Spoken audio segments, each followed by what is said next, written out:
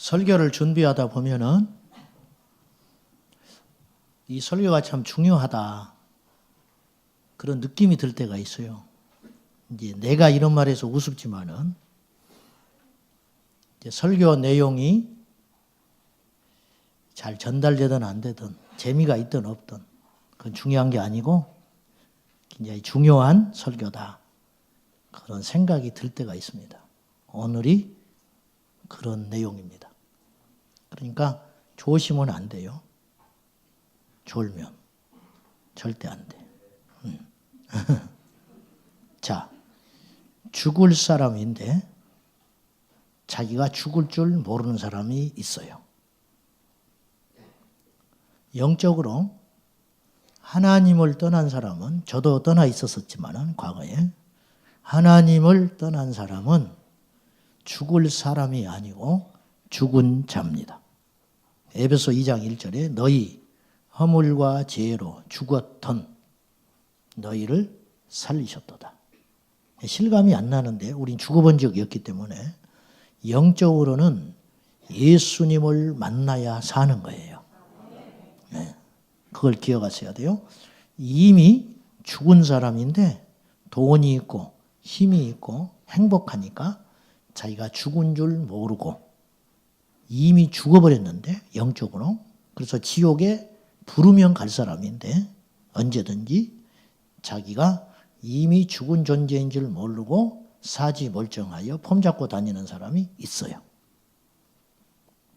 식스 센스라는 영화를 보면 그 이제 6번째 감각이 있다. 인간에게는 영감이라는 거. 뉴에이지성 영화입니다. 기독교적이지 않은 영화지만 그 영화에 주는 메시지가 있어요. 주인공이 아동 심리학자입니다. 어느 날 죽은 사람이 자꾸 보이는 소년을 만나서 상담을 하게 됩니다. 이 소년은 죽은 사람이 보이는 거예요. 그러니까 살 수가 없죠. 일상생활을 잘 못해요. 교통사고 나서 죽은 현장에 지나가면 그 자리에서 죽은 귀신이 말을 걸어와요. 그니 뭐 살 수 있겠어요? 이 어린애가.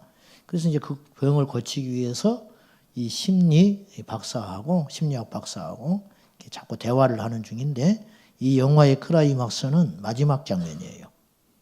이 소년이 의사에게 이런 말을 해요. 그런데요, 귀신은 자기가 죽은 줄을 몰라요. 그렇게 이야기해요. 근데 이 의사가 1년 전에 괴한에게 피살을 당해서 죽은 사람이었어요. 다른 사람들은 다 이 의사가 죽은 줄 알아요. 장례까지 다 치렀어요.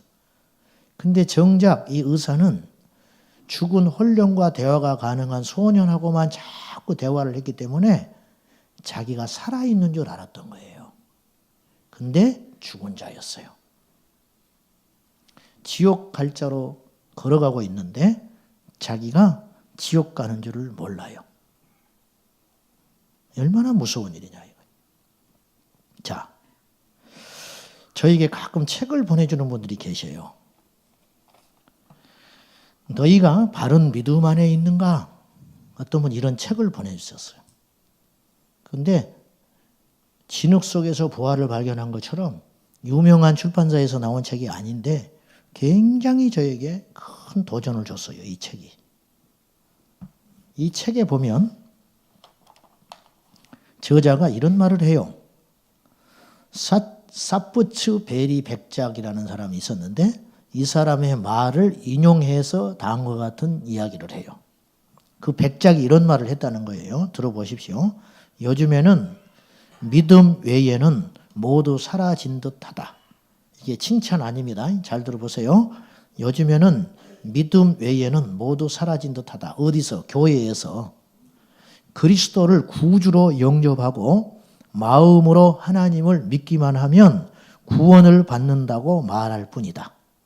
죄를 깨닫고 애통하는 것도 하나님의 의로운 진노를 받아 마땅하다는 고백도 나면서부터 타락했다는 인식도 없다. 죄와 심판에 대한 두려움도 없다. 그리스도를 영접하고 하나님을 믿는 일은 편리할 때 언제든지 흔쾌히 초청에 응할 수 있는 하찮은 일로 여겨지고 있다. 오늘날 교회는 믿음을 강조한다. 그런데 그 믿음이라는 뜻이 성경에서 말씀하시는 것과 그 뜻이 다르게 변질되었다면 우리는 어떻게 될 것 같은가? 굉장히 중요한 질문을 하고 있는 거예요. 무시무시한 이야기. 성경에서 말씀하고 있는 믿음과 오늘날 선포되고 있는 믿음이 다르다면 이는 대단히 심각한 문제다. 그렇죠? 자, 더 쉽게 내가 이야기할게요. 예수님께서 말씀하신 복음이 있었어요. 그것을 따라 믿어야 천국 가는 거예요. 그런 내용들이 성경에 있잖아요. 그 복음의 기초하에 세워진 교회가 초대교회입니다. 초대교회도 여전히 역시 문제는 있을 수 있어요. 우리가 알다시피 분란도 일어났고 헌금 훔치다가 직사한 사람도 있고. 그런데 초대교회는 비교적 오늘 우리 교회보다는 훨씬 예수님의 말씀과 진리에 비교적 충실한 공동체였을 가능성이 많다.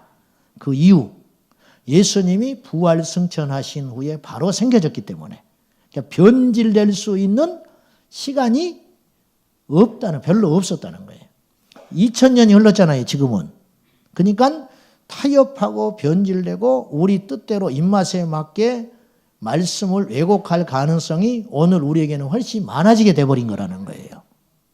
그러면 2000년 전에 초대교회에 신앙생활했던 성도들이 서너 명이 우리 교회에 왔어요. 우리하고 함께 한 달 정도 생활을 해보는 거예요. 예배도 같이 드려봤어요.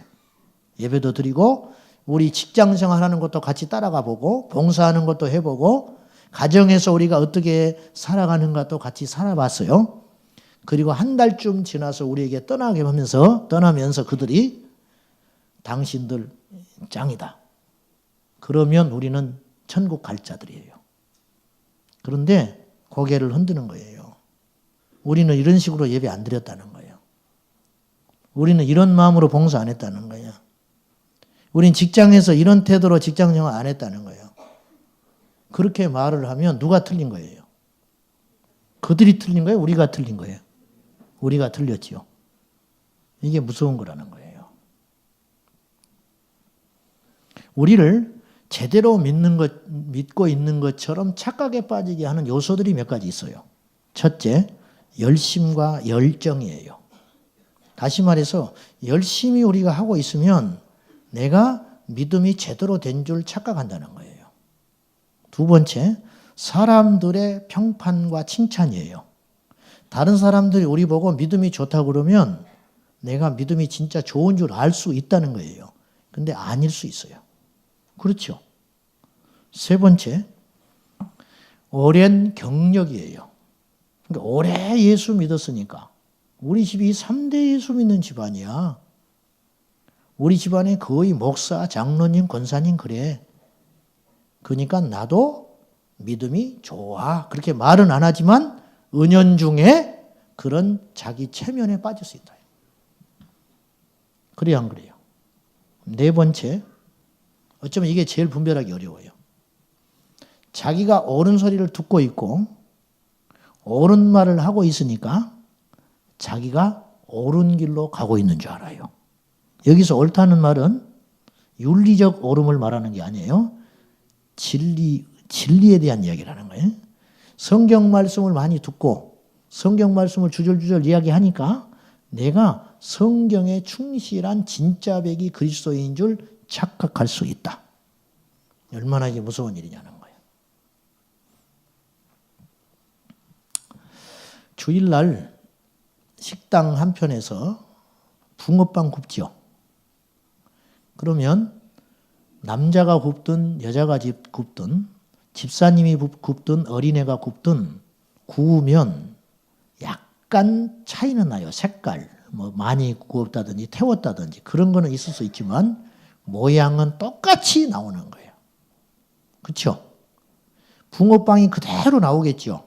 왜 그럴까요? 틀이 똑같으니까. 그처럼 우리의 믿음은 예수님이 2000년 전에 전했던 복음과 2000년 전에 예수님이 말씀하신 구원의 기준, 믿음의 기준이 오늘 우리에게도 똑같이 전해주고 있어야 한다는 거예요. 그렇지 않다면 우리는 아무리 열심을 가지고 오랫동안 교회를 다녀도 주님이 볼 때 나 너 모른다. 아까 장로님이 기도하신 것처럼 마지막 날에 그런 무시무시한 심판을 피할 길이 없을 수 있다는 거예요.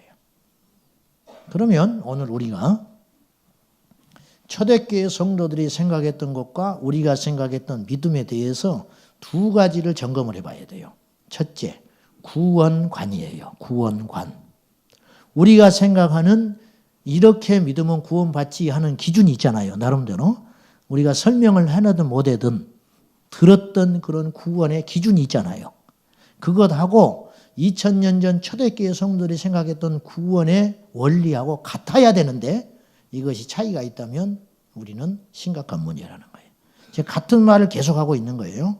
그러면 초대교회 당시에는 구원관이 훨씬 우리가 지금 생각하는 구원보다 엄격했어요. 우리가 생각하는 것보다. 자, 성경에 보면 오늘 본문 보세요. 누가복음 13장 23절 같이 봅시다. 시작. 어떤 사람이 여짜오되 주여 구원을 받는 자가 적으니까 그들에게 이르시되 예루살렘으로 가는 길 노상에서 어떤 무리들이 나타나서 예수님께 질문을 해요. 구원받는 자가 적습니까? 그렇게 물어본 이면에는 그렇게 적지는 않지요. 그걸 기대하고 물어봤을지 몰라요.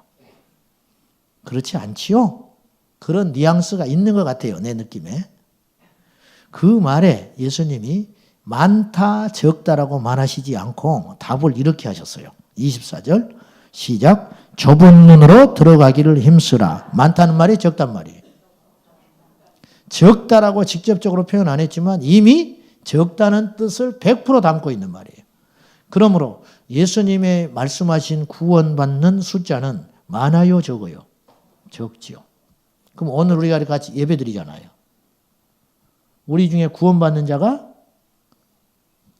많을 수도 있고 적을 수도 있는데 그 당시에도 예수님께서 보실 때 구원받는 길이 만만치 않다. 그렇게 말을 하는 거예요.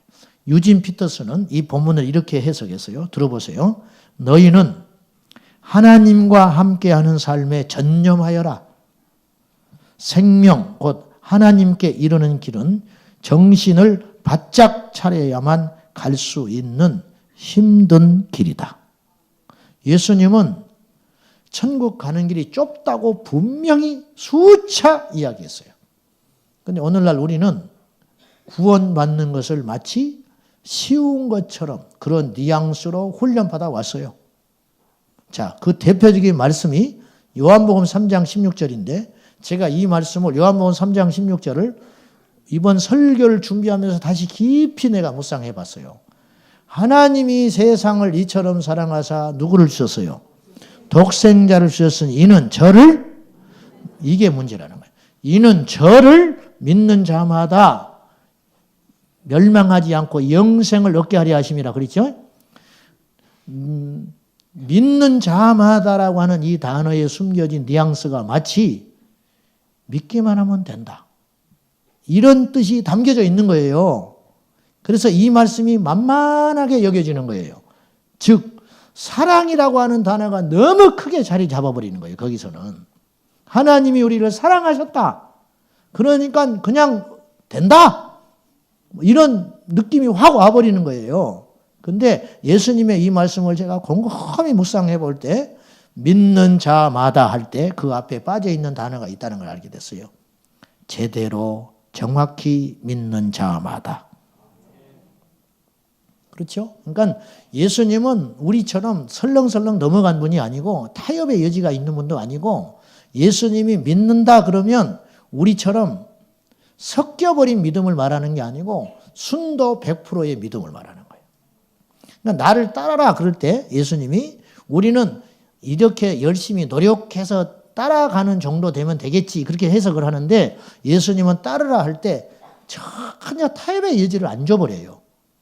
부모도 버리고 자식도 버리고 재산도 버리고 따르라 그러지 우리처럼 좀 따르다가 힘들면 좀 쉬었다가 혹은 자식들 손잡고 가다가 지치면 좀 주저앉아 있다가 우리는 따라도 그런 식으로 따르는데 예수님은 그렇게 따르라고 말씀하신 게 아니라는 거예요. 그래서 그리스도의 복음을 따르는 자는 과격한 거예요. 과격한, 아주 레디컬하다는 거예요. 물론 성경은 디모데전서 2장 4절처럼 모든 사람이 구원을 받으며 진리를 아는 데 이르기를 원하시느니라. 주님의 뜻이 그거라는 거예요. 주님은 분명히 뜻이 있어요. 모든 인류가 구원받기를 원해요. 그래서 예수님을 주셨지요. 그리고 진리를 알기를 원하세요. 근데 문제는 모든 사람이 다 구원받지 못하고 있다는 거예요. 즉, 천국은 예수님께서 몇 사람만 구원받기로 자석을 정해놓고 택한 게 아니고 천국의 문은 활짝 열려 있는데 그 문에 도달하는 길은 좁다는 거예요. 그 도달하는 길은 좁다는 거예요. 그러니 누구든지 예수님을 바로 믿기만 하면 천국은 다 가요. 다 가는데 문제는 바로 믿는 자가 적다는 거예요. 왜? 너무 희생이 크기 때문에. 그래서 좁은 문이다는 거예요. 에베소서 5장 5절을 여러분 잘 귀담아 들으십시오. 너희도, 사도 바울이 에베소 교회에 편지를 보내면서 너희도 정녕 이것을 알거니와, 즉 그 당시 초대교회 성도들은 기본으로 이걸 알고 있었다는 뜻이에요. 너희도 정녕 알지? 근데 내가 다시 말하는 거다. 새삼스러운 이야기가 아니다. 너희도 정녕 이것을 알거니와, 그러면서 이런 이야기를 하시는 거예요. 음행하는 자나 더러운 자나 탐하는 자 곧 우상 숭배자는 다 그리스도와 하나님 나라에서 기업을 얻지 못한다. 기업 얻지 못한다는 말은 뭐예요? 천국 가서 못 산다. 그러니까 초대교회 성도들은 음행하는 사람, 더러운 사람, 이게 원어를 봐야 하겠지만은 뭐 거짓말하고 뭐 이게 다 포함 들어갈 거예요. 사기꾼, 뭐 행동이 방정한 사람, 이런 사람들. 그러니까 음행하는 사람, 더러운 사람, 그 다음에 탐심을 품고 사는 사람. 그건 우상 숭배와 같은 죄로서 그 사람들은 하나님 나라 못 가. 그거 너희들 알지? 그런 뜻이에요. 그거 다시 상기시켜 주는 거예요. 갈라디아서 5장 21절에 보면요. 투기, 질투하는 거거든요. 시기하는 거. 투기, 술 취함, 방탕함, 그와 같은 것들이라. 전에 너희에게 경계한 것 같이 경계하노니. 전에 내가 다 이야기했다. 다시 또 내 이야기한다. 술 취한 사람, 방탕한 사람, 그 다음에 투기하는 사람은, 이런 일을 하는 자들은 하나님의 나라를 유업으로 받지 못한다. 교회를 10년째 다니는데 일주일에 5일 근무하는 중에 3일은 대리운전하고 다니는 집사가 있다. 예? 그러고 예수 믿어요. 그리고 자기는 천국 간다고 확신을 하고 있어. 근데 초대교회는 이런 사람이 없었다는 거예요. 초대교회는 이런 사람이 없었다는 거예요. 이거 무섭게 들어야 합니다, 여러분. 교회를 다니지만 똑같아요. 그러니까 술, 담배 끊는 정도를 여러분이 변했다고 생각하면 안 돼요. 그리고 뭐 봉사 안 하던 사람이 봉사하는 거, 예배 잘 안 나오던 사람이 예배 횟수가 늘어나는 걸로 그것이 전부라고 생각하면 안 돼요. 그거는 어느 날 믿음에 열심히 떨어지면 다시 돌아가기도 해요. 불 붙어서 열심히 하다가 어느 날 바람과 함께 안 보이잖아요. 그거는 변한 게 아니에요. 그건 변장한 거예요. 변장. 죽은 게 아니고 기절만 했던 거예요. 그때 당시. 제정신이 아니어서 잠깐.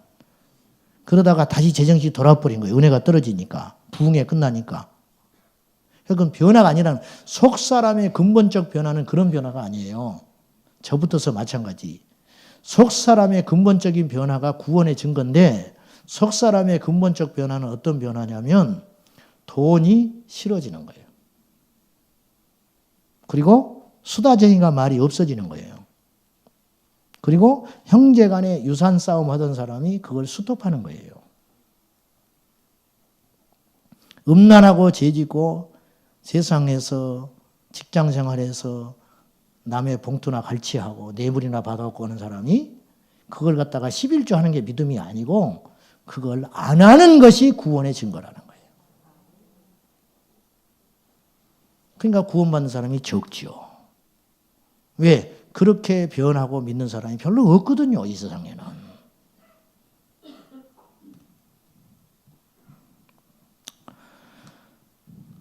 도덕관, 두 번째 점검할 것이 도덕관이에요. 윤리관.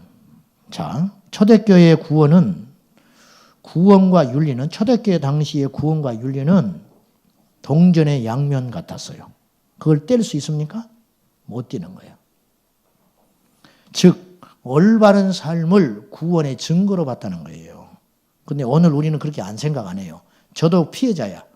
제가 처음 교회 가니까 우리가 지금 계속 갈등하고 있는 숙제가 뭐냐면 믿음과 행함이에요. 결국은 믿음과 행함의 문제인데, 즉 구원받음과 성화의 문제.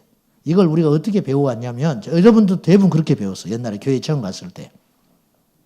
칠판에다가 열차를 딱 그려놓고, 이게 천국 가는 열차인데 어떤 열차는 짐이 가득 실어 있어요. 어떤 열차는 빈 열차예요.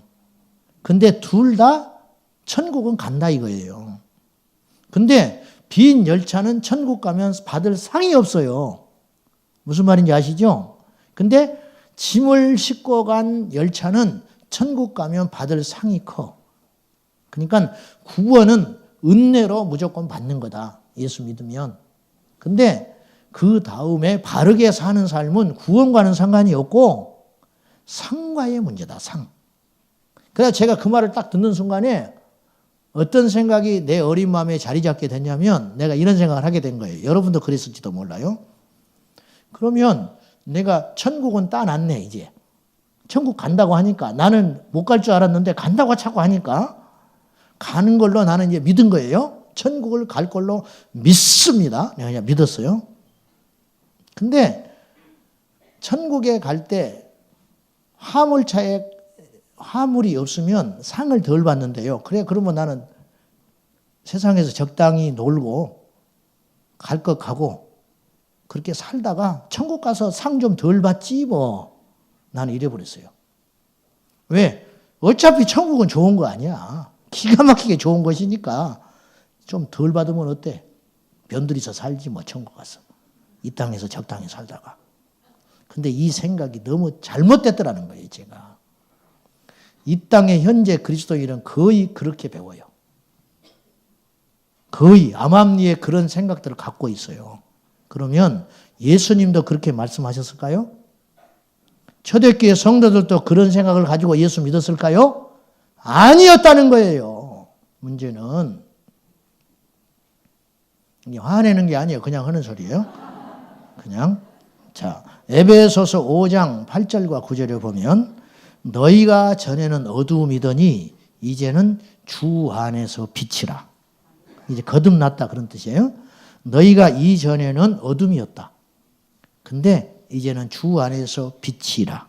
그러면 주 안에서 빛이라. 빛의 자녀들처럼 행하라. 즉 빛의 자녀답게 행하라. 성경에는 이런 말이 자주 나와요. 복음에 합당하게 행하라. 답게 살아라. 그것이 뭐냐? 구원의 증거라고 이야기하는 거예요. 전에는 너희가 어둠이더니 이제는 주 안에서 빛이라. 빛의 열매는 이것인데 세 가지가 있어야 한다.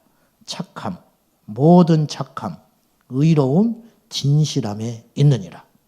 그러니까 이 세 가지를 해야 구원받는다는 뜻이 아니고, 그건 행위구원이에요. 이건 이단이에요. 우리가 뭔가 선한 일을 해야 구원받는다는 논리는 큰 이단이에요. 율법주의. 그렇지 않아요. 그게 아니고 우리는, 여러분, 열매는 못 속이는 거예요. 그러니까 포도나무는 반드시 포도나무를 맺게 돼 있어요. 우리 안에 구원의 선물을 받은 사람은 어떤 열매가 맺어지냐면 예수님의 생명의 열매가 맺혀지는 거예요. 그 생명의 열매가 맺혀지는 환경이 어디냐면 관계 속에서 일어나는 거예요. 관계. 세상과의 관계, 사람들과의 관계, 교회 안에서의 관계. 교회의 삶이 치열하다고 그랬어요, 제가. 교회에서 우리가 관계 속에서 이 보대끼면서 하나님의 나라를 향하여 가고 있는데, 이 속에서 우리가 선한 열매를 맺는 사람이 진짜 예수의 사람이에요. 근데 그것이 없다는 거예요. 10년, 20년을 교회 생활을 했는데 똑같아. 그래 놓고 자기는 천국 시민이래. 그리고 예배를 안 빠져. 그러면 문제가 있다는 거죠. 포도나무가 맞기는 맞는데 열매가 안 맺혀지면 주인이 잘라 버려버린다는 거예요. 그래서 그것도 그냥 버리는 게 아니고 불 속에 던져버린다 그랬어요. 예수님이. 이건 지옥을 상징하는 말이에요. 포도나무로 돼. 포도나무인지는 알아. 포도나무로 돼 열매를 맺지 못한 포도나무는 오히려 쓸모가 없는 거예요. 거름기만 빨아먹고 있으니까 잘라서 버려버린다, 이 농부가. 이게 예수님의 말씀이에요. 그래서 열매로 그 나무를 알지니. 그래서 우리가 그릇된 진리를 붙잡고 산 결과 두 가지 치명적인 문제가 생겼어요. 첫째가 뭐냐면 오늘날 순도가 약한 그리스도인이 양산되기 시작했다는 거예요. 즉 무슨 말이냐면 제대로 구원받는 진리를 만나기가 어려운 시대에 살게 돼버렸다는 거예요. 옛날에 초대교회 당시에는 교인 숫자가 오늘날보다는 훨씬 적었겠지요. 인구도 적고 막 태동한 신흥 종교니까. 근데 그 당시 교회를 다니는 것과 예수를 믿는 것은 니꼬로 해줄 수가 있었어요. 그 당시에 교회를 다닌다고 하면 많은 사람들이 망설였어요. 복음을 듣는 걸 꺼려했고 복음을 듣고 교회에 가서 예배를 드리고 하나님을 찬송하고 믿음 생활하는 걸 굉장히 두려워했어요. 근데 일단 그렇게 결단하고 그 공동체 교회 안에 들어가면 그 사람은 거의 구원받았다는 거예요. 왜냐? 그때 당시에는 진짜였으니까.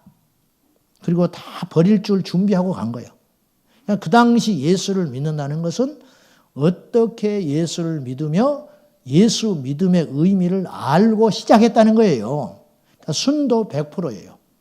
오늘은 어때요? 교회를 알고 오는 사람이 거의 없어요. 그냥 나오는 거예요. 그러다 보니까 아무런 찔림도 도전도 없는 거예요. 변화도 없는 것이에요. 그러니까 어떤 현상이 벌어졌냐면 오늘날 교인은 많은데 프로테지는 떨어지기 시작한 거죠. 구원 얻는 프로테지가. 여러분, 제가 하나님 앞에 분명히 이야기하는데 우리 교회가 살찌는 거 저 원치 않습니다. 많아지는 걸 원치 않는다 그 말이에요. 배부른 소리 하네. 그럴지 모르지만 10,000명이 모이는데 100명이 구원받았어요. 10,000명 모이는 교회에서 100명 모이는 교회에서 90명이 구원받았어요. 그러면 주님이 볼 때 100명 모이는 교회가 훨씬 큰 교회인 거예요. 저는 우리 교회 성도들이 다 구원받기를 원합니다. 근데 내 바람은 그것이고 내 자신도 그렇지만은 안 따라주면 어떻게 할 거예요? 행하지 않으면 무슨 필요가 있냐 이거예요. 그래서 오늘날 거짓된 진리를 듣고 붙잡고 산 결과 순도 진짜배기 그리스도인이 적은 시대가 돼버렸다는 거예요. 자신 있으세요? 자신 있어요? 여러분이 내놓는 기준이라는 게 뭡니까 도대체? 성경이냐 아니면 내 신념이냐는 거예요. 내 신념은 틀렸다는 거예요. 두 번째, 우리가 그렇게 산 결과 삶의 변화와 능력이 형극히 떨어져 버린 거예요. 파워가 없는 거예요, 그리스도인들이. 왜냐? 세상에 가면 손잡고 사니까, 똑같이 사니까. 심지어는 한 직장을 10년을 다녔는데도 옆에 있는 동료가 내가 예수 믿는 줄 모른다는 거예요. 서로 모르고 산다는 거예요, 이게. 자, 요한복음 15장 16절의 말씀에 이렇게 말했어요. 너희가 나를 택한 걸로 생각하지 마라. 너희가 나를 택한 것이 아니고 내가 너희를 택하였다. 근데 택한 이유가 두 가지라는 거예요. 그 이유가 뭐냐면 너희로 가서 열매를 맺게 하려 하는 것이고 두 번째는 기도의 응답을 받기 위한 것이다. 그러니까 하나님이 우리를 선택하시고 구원의 길로 인도하신 것은 우리로 하여금 나가서 예수님의 생명의 열매를 맺으라고 불렀다는 거예요. 자, 다시 오해하지 마세요. 우리는 노력으로 천국 못 가요. 절대 못 가. 내 목숨을 다 들여도 못 가. 그런데 하나님의 택한 자는 택한 자의 열매가 100% 나타난다. 자, 그릇된 진리를 가르치고 선포하고 하는 사람들에 대한 하나님의 경고가 있어요. 잘못된 길로 소경이 소경을 인도할 때 어떤 하나님의 심판이 있냐면 마태복음 5장 19절 20절에 보면 누구든지 이 계명 중에 지극히 작은 것 하나라도 버리거나 또 그같이 사람을 가르치는 자는 천국에서 지극히 작다 일컬음을 얻으리라. 자, 마지막으로 제가 어젯밤에 꿈을 하나 꿨어요. 꿈 이야기 내가 잘 안 하는 편이고 꿈은 믿으면 안 돼요. 근데 이게 굉장히 내게 충격을 주는 꿈이어서 내가 하나 나누고 싶어요. 자, 꿈속에서 제가 어린 시절로 돌아갔더라고요. 중학교 때 제가 학교를 버스를 타고 통학을 했어요. 버스를 타고 통학을 했는데 그때 이제 옛날에 통학 버스는 많지 않잖아요. 그 버스를 놓치면 학교를 지각을 하기도 해요. 근데 이렇게 대합실처럼 많은 친구들이, 선후배들이 버스를 기다리고 있는 거예요. 버스가 오기를. 근데 버스가 마침내 왔어요. 그러니까 우르르 나갔어. 왜냐? 가서 빨리 자리를 잡아야 하니까. 그리고 놓치면 학교를 못 가잖아요. 우르르 나갔어. 근데 내 주변에 있는 사람들은 안 나가고 있는 거예요. 불량한 놈들이야. 나하고 비슷해. 그래가지고 뭐라고 하냐면 큰소리 치면서 다음 거 타고 간다는 거예요. 다음 거. 복잡하니까. 근데 나는 새 가슴이라 다음 것도 역시 자리를 잡는다는 보장이 없잖아요. 그러니까 그럴 바에는 서서라도 그 버스를 타고 가는 것이 낫겠다. 그래서 나간 거예요. 그 버스를 탔어요. 탔는데 아무도 없었어. 그 많은 사람이 갔는데 버스에 아무도 안 타고 있는 거예요. 근데 제가 우리 어릴 적에 우리 아버지가 운수 사업을 했어요. 그래서 그 이건 실지야, 꿈이 아니고 실제로 운수 사업을 하셔가지고 기사들을 많이 알고 있었어요. 그래서 제가 학창시절 때 제가 버스를 타면 기사분들이 내가 아는 기사는 요금을 안 받고 나를 공짜로 태워줬어요. 근데 내가 그것이 싫어서 요금을 기어이 내고 다녔죠. 근데 그 버스를 탔는데 아는 기사야. 근데 그 아는 기사가 지금 목회하는 목사님이야. 기사분이. 이제 꿈이 왔다 갔다 하는 거예요, 지금. 근데 그 버스를 탔는데 요금을 안 받아요. 내가 아니까. 근데 내가 공짜 버스를 타기가 싫은 거예요, 내 마음에. 그래서 어떻게 했냐. 근데 그 버스가 허름해. 그리고 창문이 열려가지고 비가 들어와 있었어요. 그러니까 좌석에 비가 흥건히 고여 있어. 그러니까 기사가 손님을 태우기 전에 걸레로 닦는 거예요. 걸레로. 그래서 나도 공짜 탔잖아. 미안하니까 같이 거들었어요. 그리고 내 자리를 하나 잡아놨어. 사람들이 이제 많이 탈 거니까. 나를 미리 자리를 확보해 놓은 거예요. 조금 있으니까 사람들이 잔뜩 탔어요. 복잡해졌어. 나도 내 자리로 가서 앉으려고 갔어요. 갔더니 내 자리에 짐을 누가 쌓아놔서 내가 앉을 수가 없게 돼버린 거예요. 근데 그 버스에 탄 사람들의 표정과 면면이 내 느낌에 두 가지 느낌이 들었어요. 첫째, 굉장히 피곤해 보였어요. 삶에 지친 사람들이었고, 두 번째, 먼 여행을 간다는 느낌을 받았어요. 짐이 많아. 근데 내 자리에 내가 앉을 자리가 없어요. 제가 꿈에서 깼어요. 주님, 이 꿈이 예상스러운 건 아닌 것 같은데 뭡니까? 그랬더니 제게 이런 깨달음을 주셨어요. 천국은 침노하는 자의 것이다. 천국은 거기에 탄 사람들은 처절했어요. 천국에 가는 사람들인데 처절한 투쟁을 하고 승리한 자들이 앉아 있었는데 피곤해 있었어요. 두 번째, 네가 다른 사람을 앉기 위해서 닦아줬지. 예. 그러나 너는 정작 못 앉을 수도 있어. 그 자리에 내가 못 앉았잖아요. 나는 닦아서 다른 사람 앉히라고 해주고 머리털이 서버리는 거예요, 제가. 여러분, 이걸 꿈으로만 듣지 말고 메시지로 들으세요. 여러분이요, 제가 오늘 한 설교가 조금 틀릴 수 있습니다. 틀린다는 말은 저는 확신을 하는데 틀렸다는 건 잘못됐다는 뜻이 아니라 오류가 약간 있을 수 있어요. 무슨 말이냐면 예수님의 기준이 이 정도예요. 근데 저는 여기를 말을 했어요. 무슨 말이냐면 제가 여러분을 일시적으로 조금 두렵게 만들고 여러분의 평안을 뺏을 수 있어요. 이 설교로. 그래서 내가 잘못한 게 뭐죠? 여러분에게? 여러분이 이 설교를 들음으로 더 구원의 경각심을 갖게 되고 더 바른 삶으로 살아야겠다고 전환을 했다면 제가 잘못한 게 뭐가 있냐 이거예요. 없지요. 그런데 반대로 주님의 기준은 이것인데 편안하고 안전된 이야기를 하다가 멸망길로 가버리면 그 사람의 심판은 어떻게 피하냐 이거예요. 그래서 저는 겁이 많아서 안전한 길을 선택하기로 했다고 말입니다. 그러니 이걸 논쟁을 하려고 하지 말고 구원을 귀히 여기셔야 됩니다. 그러니까 구원 못 받은 자는 다른 거 지금 생각하면 안 돼요.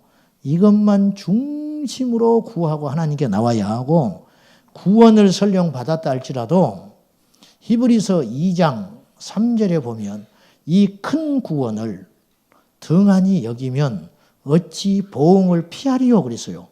하나님이 주신 구원은 너무 큰 것이고 퍼펙트한 것이에요. 근데 이것을 소홀히 여기면 주님이 다시 준다고 하지 않았어요. 등한히 여기면 심판받는다. 보응 못 피한다.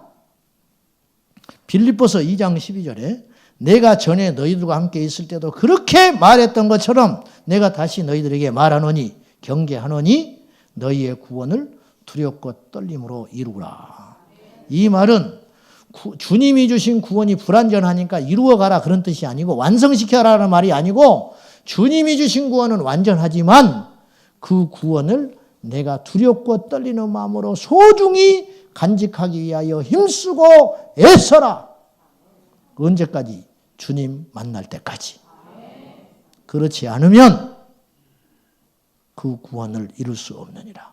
그렇게 경고하고 있는 것입니다. 오늘 이 말씀으로 여러분들이 다시 한번 구원의 문제를 심각하게 생각하시고 왜 내가 교회를 다니는지, 왜 예수를 믿는지, 내가 앞으로 어디를 가야 하는지 여러분 가족을 좀 면밀히 살펴보시고 여러분의 자녀들을 좀 면밀히 살펴보시고 빨리 구원의 길로 돌아오시기를 축복합니다. 기도하겠습니다.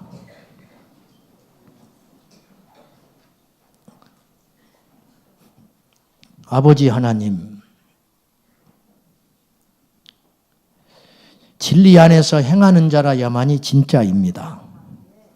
듣기만 하고 행하지 않아 스스로 속는 자 되지 않게 하시고 주의 진리를 듣고 행하는 자가 되어서 구원의 증거를 보이게 하여 주시옵소서. 갈수록 거짓 진리가 난무하고 인스턴트식 신앙이 활개치게 될 것인데 주여, 우리는 주님의 뿌리를 깊이 내리고 말씀에 충실하여 십자가의 좁은 길을 걸어가도록 인도해 주옵소서. 예수님의 이름으로 기도하옵나이다. 아멘.